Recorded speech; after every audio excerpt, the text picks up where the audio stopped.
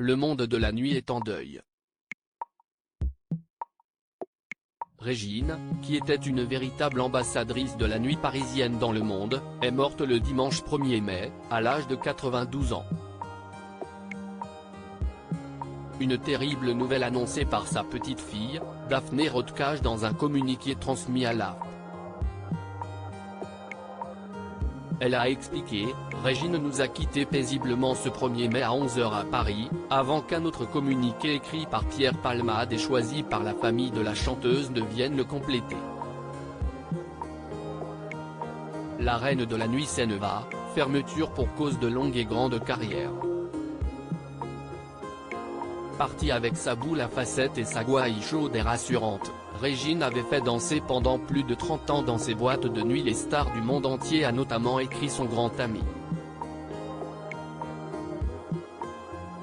Les obsèques de Régine auront lieu le lundi 9 mai à Paris. Au lendemain de la mort de l'interprète des Petits Papiers, la date et le lieu de ses obsèques ont été dévoilés. Une fois encore, si est-il la petite fille de l'artiste qui a révélé l'information et l'a transmise à l'AFP.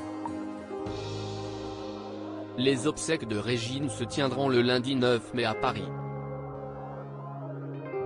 La cérémonie se déroulera au crématorium du cimetière du Père-Lachaise, dans la salle de la Coupole, à 10 h. Une cérémonie qui sera probablement très suivie et où de nombreux proches de la femme devraient se rendre.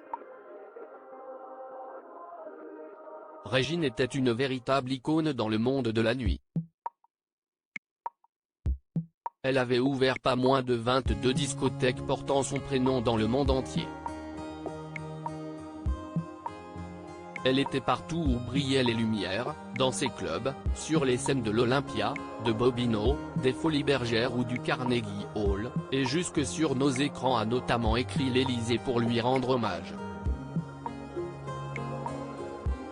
Le dernier adieu à la star promet d'être particulièrement émouvant.